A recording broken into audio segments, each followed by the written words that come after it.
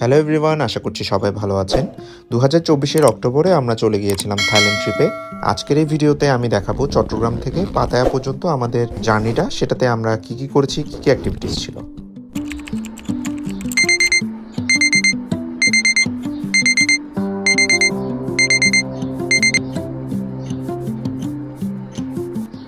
সকালবেলা ঘুম থেকে উঠেই আমরা ফ্রেশ হয়ে চলে গিয়েছিলাম চট্টগ্রাম রেল স্টেশন।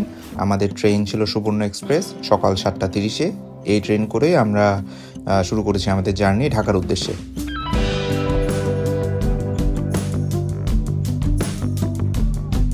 প্রায় 5 ঘন্টা জার্নির পর আমরা নেমে গেলাম ঢাকা বিমানবন্দর স্টেশনে। সেখান থেকে আমরা চলে গিয়েছিলাম উত্তরা এয়ারপোর্ট। রেল স্টেশনে নেমে আমরা এখন চলে এসেছি আমাদের হোটেলে, আর আমরা উঠেছি উত্তরায় হোটেল ব্লুবার্ড। আর এটা হচ্ছে আমাদের রুম। তুমি এখানে পাপড়ি ফুল ঠিক করছে। এটা হচ্ছে আমাদের রুম। পার ডে ভাড়া পড়ছে অলমোস্ট 2000 টাকার মতো। আমরা booking.com-এ বুক করে এসেছিলাম, যেহেতু এখানে কেউ পরিচিত নেই। আপনারা যদি চান এখানে এসেও করতে পারেন, সেক্ষেত্রে হয়তো প্রাইস কিছুটা কম পড়বে। booking.com-এর কারণে প্রাইস কিছুটা বেশি পড়েছে, কারণ গুগলের মধ্যে আমি দেখছিলাম সেম রুমের ভাড়া 1700 থেকে 1600 টাকার মতো। সো আপনারা যদি এখানে এসে বুক করেন অথবা এখানে এসে যদি রুম নেন তাহলে প্রাইস কিছুটা কম পড়বে। সো এখন দুপুর টাইম, সো খাওয়া দাওয়া করতে হবে, লাঞ্চের সময় হয়ে এসেছে। এখন আমরা যাব লাঞ্চ করতে। লাঞ্চ করার পরে হচ্ছে আমাদের আফটার লাঞ্চ কি অ্যাক্টিভিটি করব সেটা থাকবে ব্লগ। দুপুরের খাওয়া দাওয়া শেষ করে আমরা বের হয়ে গিয়েছিলাম উবার করে ঢাকেশ্বরী মন্দির যাওয়ার উদ্দেশ্যে। আমি প্রায় 2 বছর পর ঢাকা গিয়েছি। অনেক কিছু চেঞ্জ হলেও এই শহরের চেঞ্জ হয়নি এর পলিউশনের মাত্রা। কোনো একটা ভালো কাজের আগেই মানুষ চিন্তা করে সে তার সৃষ্টিকর্তার কাছে প্রার্থনা করবে, তার থেকে আশীর্বাদ নেবে। আর এই জন্যই আমরা 4 জন চলে গিয়েছিলাম মন্দিরে।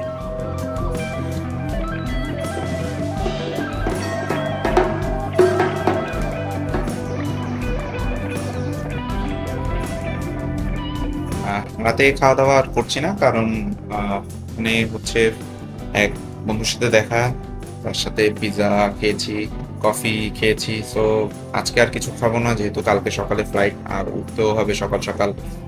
আর আমাদের ফ্লাইট টাইম হচ্ছে 9:50। সো 3 ঘন্টা আগে আমাদেরকে এয়ারপোর্ট পৌঁছাতে হবে। যদিও আমরা অনলাইনে চেক ইন করে নিয়েছি, ফ্লাইটের যে সিটগুলো সেগুলো আমরা সিলেক্ট করে নিয়েছি অনলাইনে।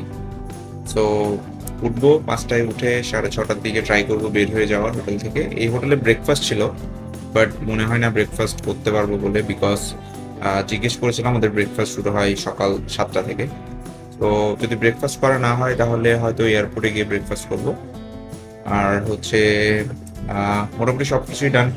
তো আমাদের থাইল্যান্ড ট্যুর শুরু হবে আগামীকাল থেকে। স্টে টিউন, সবকিছু দেখাবো কালকের ব্লগে। Hi, good morning. এখন বাজে সকাল 6:15। আমরা অলমোস্ট রেডি, বের হয়ে যাবো 6:30-এর দিকে। মনে হয় না এখানে ব্রেকফাস্ট করা হবে। এয়ারপোর্ট চলে যাবো, দেখবো ওখানে কিছু খাওয়া যায় কিনা। আর গতকালকে বলেছিলাম আমাদের ফ্লাইট হচ্ছে 9:50-এ। সো 3 আওয়ার্স আগে ট্রাই করছি এয়ারপোর্টে চলে যাওয়া, যেহেতু ইন্টারন্যাশনাল ফ্লাইট, লাইন থাকবে, কেউ থাকতে পারে থাইল্যান্ডে। অনেক টুরিস্টই যাচ্ছে, যেহেতু ইন্ডিয়া এখন টুরিস্ট ভিসা দেওয়া বন্ধ। সো আজকে হচ্ছে আমরা যাব ব্যাংকক। ব্যাংকক থেকে চলে যাব গাড়িতে করে পাতায়া, সেখানেই স্টে করব। অ্যান্ড দেন নেক্সট ডেতে আমাদের কোরাল আইল্যান্ড ট্যুর আছে। সো হোপফুলি সেফলি পৌঁছাবো আমরা সেখানে। পুরো ব্লগের মধ্যে দেখাবো সবকিছু। এখন বের হয়ে যাচ্ছি এয়ারপোর্টের উদ্দেশ্যে। সকাল 6:30-এ আমরা হোটেল থেকে চেক আউট করে নিলাম। সিএনজি করে আমরা চলে গিয়েছিলাম ঢাকা আন্তর্জাতিক বিমানবন্দর।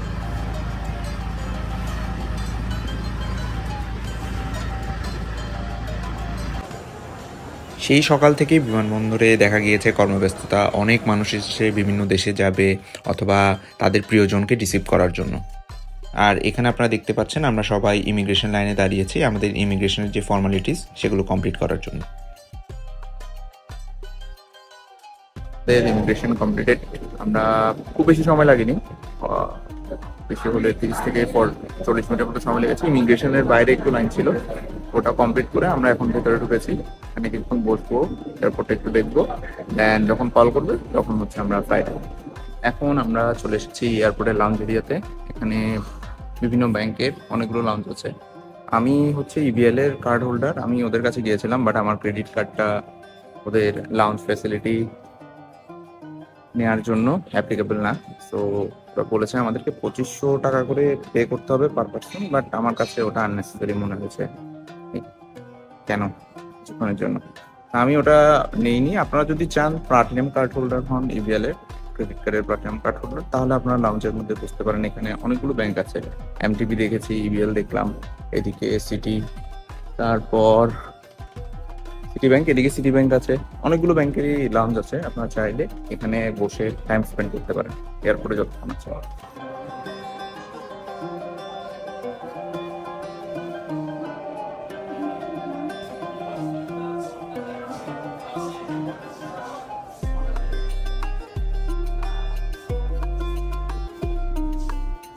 Band to hold them on firmly and breathe normally. If you আপনার লাইফ জ্যাকেটটি আপনার সিটের নিচে রাখা আছে, মনে রাখবেন এই লাইফ জ্যাকেটটি শুধু আমাদের ফ্লাইটটা ছিল ইউএস বাংলার, যেটা আমাদেরকে নিয়ে যাবে ব্যাংককের সুবর্ণভূমি ইন্টারন্যাশনাল এয়ারপোর্টে। আর ঢাকা টু ব্যাংকক জার্নিটা কমপ্লিট করতে অলমোস্ট 2.5 ঘন্টার মতো সময় লাগে। আর টেক অফের পর দেখতে পাচ্ছেন সুন্দর নীল আকাশ। সেই দিনের ওয়েদারটা ভালোই ছিল, ফ্লাইট থেকে আমরা নিচের সব কিছু ক্লিয়ারলি দেখতে পাচ্ছিলাম। আর ফ্লাইটে আমাদেরকে এই ফুডগুলো সার্ভ করা হয়েছিল। US Bangla Dhaka Bangkok Dhaka round ট্রিপের কস্ট পড়েছিল প্রায় 31,000 টাকার মতো পার পার্সন।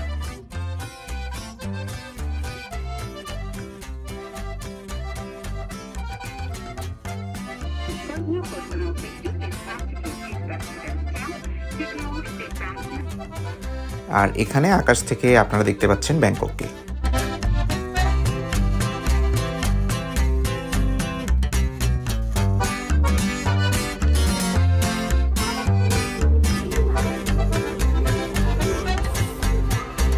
এয়ারপোর্টে ইমিগ্রেশন শেষ করে আমরা ওয়েট করছিলাম আমাদের ব্যাগগুলোর জন্য। ইমিগ্রেশনে তেমন কোনো কোয়েশ্চেন আমাদেরকে আস্ক করেনি, যেহেতু আমরা কাপল গিয়েছিলাম। ইমিগ্রেশন শেষ করে আমরা এখন আমাদের কারেন্সিগুলো এক্সচেঞ্জ করব, ডলার নিয়েছি সেগুলো এক্সচেঞ্জ করব। আর হচ্ছে সিম নিব, দুটো সিম, আমি একটা নিব, তো একটা নিবে। ওরা সবাই এখানে বসে আছে। আমি এখানে হচ্ছে এক্সচেঞ্জ করেছি আমার ডলারগুলো। সো এখানে আপনারা দেখতে পাচ্ছেন ডলারের রেট 30 টাকা 51 পয়সা করে পাচ্ছি। এয়ারপোর্টে ডলারের রেট কিছুটা কম, বাইরে হয়তো আরো ভালো রেট পাবেন। আমি তো বাইরে গেলেই বুঝতে পারবো ডলার রেটটাকে বাইরে ভালো পাওয়া যাচ্ছে। আমি এখানে $200 ভাঙিয়েছি, $200 এক্সচেঞ্জ করে আমাকে দিয়েছে 6102 বাট। আর এক্সচেঞ্জ রেটটা ছিল 30.51। তো গুগলে দেখাচ্ছিল 33.6 অলমোস্ট। আর এখানে আমি অলমোস্ট 3 টাকা কম পেয়েছি, 3 বাট কম পেয়েছি রেট। তো আমি বেশি ভাঙাইনি, শুধুমাত্র $200 ভাঙিয়েছি, যেহেতু এখান থেকে আমি এখন গাড়ি করে পাতায়া যাব। তো $200 ভাঙিয়ে বাকি সব হচ্ছে অন্য জায়গায় দেখতে হবে। আর এখানে সিম পেয়ে যাবেন এয়ারপোর্টেই। এখন আমরা একটা সিম কিনবো আমাদের জন্য। আর আমরা সিম কিনেছি ওদের থেকে ডিটেক্ট 5G ইনফিনিট সিম হচ্ছে যেটা ছিল সেটা নিয়ে নিয়েছি। 15 দিন 700 বাট। আর সেটা দিয়ে হচ্ছে আনলিমিটেড কল, 5G, আর হচ্ছে 100 বাট তারা ফ্রি ক্রেডিট দিচ্ছে ইন্টারন্যাশনাল কলের জন্য। সো আপনারা যদি চান বাংলাদেশেও কল করতে পারবেন সিমটা কেনার পর। থাইল্যান্ডে যদি আপনি ট্রাভেল প্যাকেজ নিয়ে আসেন, তাহলে এরকম বোর্ডে আপনার নাম দেখবেন, যেখানে ওদের এজেন্টরা আপনাকে পিক করে নিবে হোটেল নেওয়ার জন্য অথবা গাড়িতে করে আপনার ট্রাভেল ডেস্টিনেশনে নিয়ে যাওয়ার জন্য।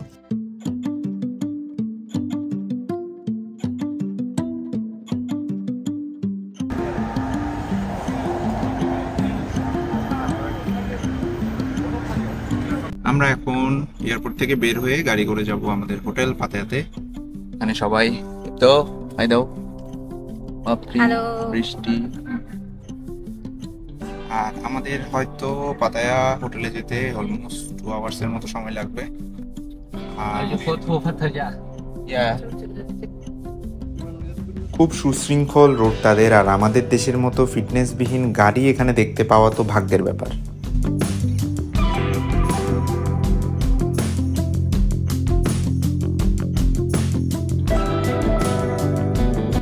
আমরা এখন চলে এসেছি পাতায়াতে। আর পাতায়াতে আমি আছি হোটেল সিলেকশনে। এখানে আসার পরে হচ্ছে একটা জিনিস দেখলাম, যে কোনো জায়গায় যখনই যাচ্ছি একটা সিকিউরিটি মানি অথবা সিকিউরিটি ডিপোজিট তারা রেখে দিচ্ছে। যেমন গাড়ি করে যখন আসছিলাম, গাড়ির ড্রাইভার আমাদেরকে বললো তোমাদেরকে 100 বাত আমাকে দিতে হবে, যখন ট্রিপটা কমপ্লিট হবে ওই টাকাটা আমি তোমাকে দিয়ে দিব। ঠিক সেম জিনিসটাই দেখলাম হোটেলের ক্ষেত্রেও। ওরা যখনই হোটেলে আসলাম ওরা 2000 বাত আমাদের থেকে নিয়ে নিল, বললো যদি কোনো রকমের কোনো সমস্যা হয় অথবা কোনো জিনিস নষ্ট হয় তাহলে ওটা থেকে কেটে রাখা হবে, আর যদি সব ওকে থাকে তাহলে ওই টাকাটা তোমাদেরকে দিয়ে দিব। তো এটা একটু অকওয়ার্ড রুলস, আমি জানি না বাইরের দেশগুলোতে এরকম হয় কিনা, যেহেতু আমি জাস্ট এর আগে ইন্ডিয়ায় গিয়েছি, তো সেখানে আমি এরকম জিনিস ফেস করিনি। তো এখানে আসার পর দেখলাম সব কিছুতেই, গাড়ি অথবা হোটেল দুটোতেই দেখলাম সিকিউরিটি ডিপোজিটের একটা ব্যাপার স্যাপার আছে। যাই হোক, হোটেলটা খারাপ না, বাইরের থেকে দেখে মনে হয়েছিল অনেক পুরনো, ভেতরে মোটামুটি ভালোই লাগছে এখন পর্যন্ত।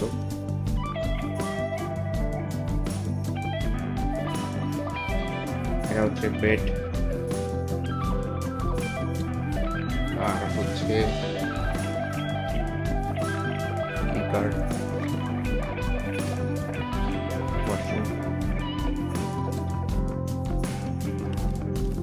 কফির ব্যবস্থাও আছে, পরিষ্কার।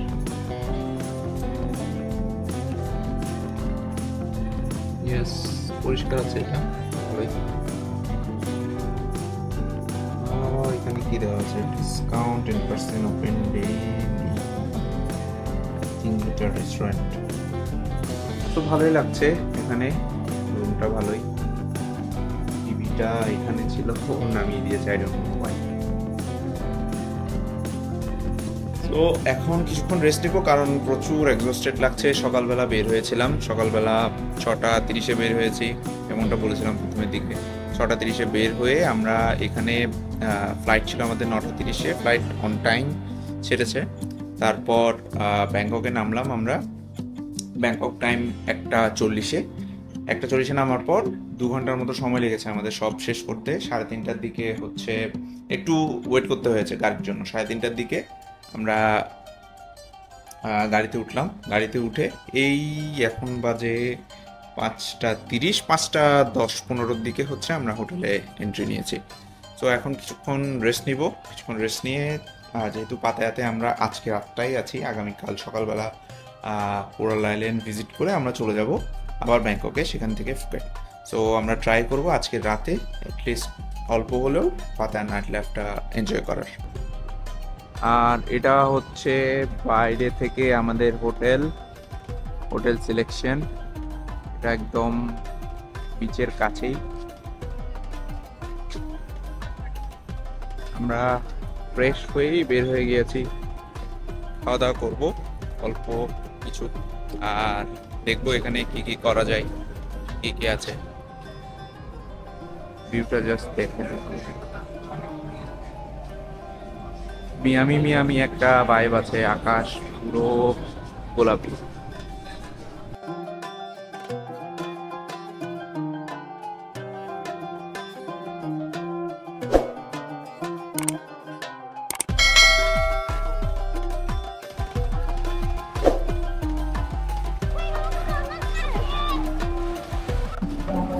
আরেকটা বড় সমস্যা এখানে আমি ফেস করছি, সেটা হচ্ছে এখানের মানুষ ইংলিশ খুব কম বলতে পারে।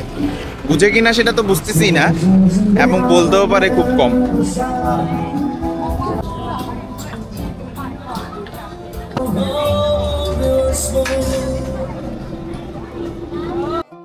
পাতায়াতে এসেই আমরা চলে গিয়েছিলাম একটা লোকাল স্ট্রিট ফুড মার্কেটে, যেখানে পোকা থেকে শুরু করে সব কিছুই অ্যাভেলেবেল।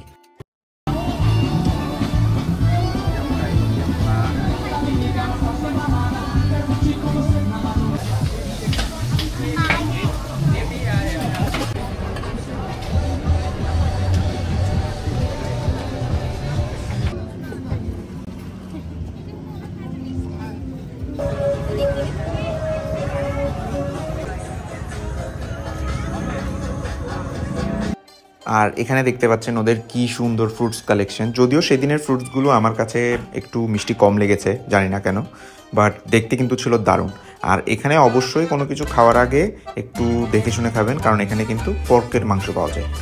আর বাংলাদেশ থেকে যারা আসে তারা অবশ্যই এই আইটেমটাকে অ্যাভয়েড করতে চান। সো কোনো কিছু খাওয়ার আগে তাদেরকে জিজ্ঞেস করে নেবেন, কারণ ওদের এখানে কিন্তু পর্ক বেসড খাবারের আধিক্যই বেশি।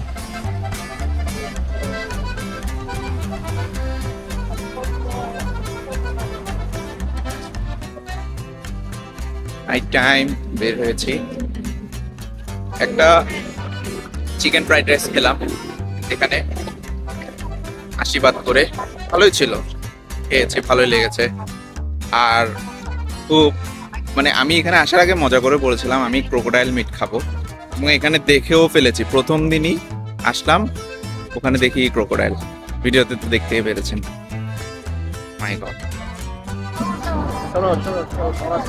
এদিকে বিচ, আর এখানে পাতে আমরা হাঁটছি।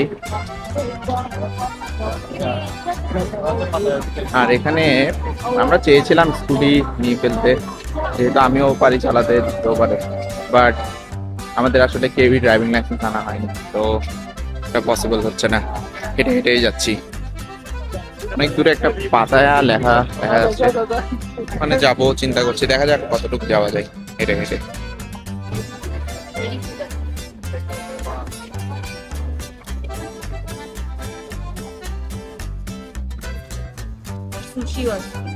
না, ওটা আমরা খাবো না।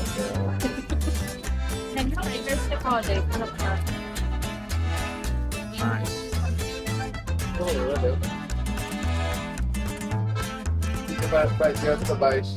আমরা এখন আছি 7-Eleven, এটা ওদের একটা চেইন সুপার শপ। আর এখানে আপনারা সব রকমের জিনিস পাবেন, একদম ready made frozen food, baby food, chocolate, ice cream, drinks, dress, সবকিছু এখানে পাওয়া যাবে। এই যে আমি যখন বলছিলাম ড্রিঙ্কসের কথা, এখানে পুরো ড্রিঙ্কসের কালেকশন ওদের আছে, সফট ড্রিঙ্কস, বিয়ার, চিপস, এদিকে শুকনো খাবার। তারপর এই যে দেখেন বিফস্টেক, সরি, এগুলো হচ্ছে বিফের কোন একটা আইটেম দেখেন। তো সবকিছু এখানে পাওয়া যাবে। আর বাইরে যদি বার্গেন করতে না চান, এখান থেকে মোটামুটি ফিক্সড প্রাইস, সবকিছু মোটামুটি না, সবকিছুই ফিক্সড প্রাইস। তো ফিক্সড প্রাইস পাবেন, ইভেন সুইট পর্যন্ত আছে, যেটা প্যাকেজ, এটা প্যাকেজ সুইট ড্রিঙ্কস। আর যেটা হোমমেড, সরি রেডিমেড ফুডের কথা বলছিলাম, এগুলো সব রেডিমেড করে দিচ্ছে। আপনি এখান থেকে চুজ করবেন, ওরা হচ্ছে আপনাকে গরম করে দিবে, জাস্ট খাবেন, এটাই জাস্ট আপনার কাছে থেকে নিয়ে। আমরা এখান থেকে হচ্ছে ডলার এক্সচেঞ্জ করেছি, আর এবার প্রাইস পেয়েছি ভালোই, প্রায় 33 বাতের মতো পেয়েছি প্রত্যেক ডলারে, যেটা এয়ারপোর্টে ছিল অনলি 30.51। সো আপনারা যদি ডলার ভাঙাতে চান অথবা ডলার এক্সচেঞ্জ করতে চান, আমি বলবো পাতায়াতে 7-Eleven-এর পাশে টিডি এক্সচেঞ্জ, ওখানে এসে ডলারটা How are you feeling? Feeling mixed? আমরা এখন আছি ওয়াকিং স্ট্রিটে, অ্যান্ড এখানে নাইট লাইফ জাস্ট ক্রেজি, চারপাশেই সব ক্রেজি অ্যাক্টিভিটিস চলছে, অ্যান্ড লাইক মাইন্ড ব্লোয়িং।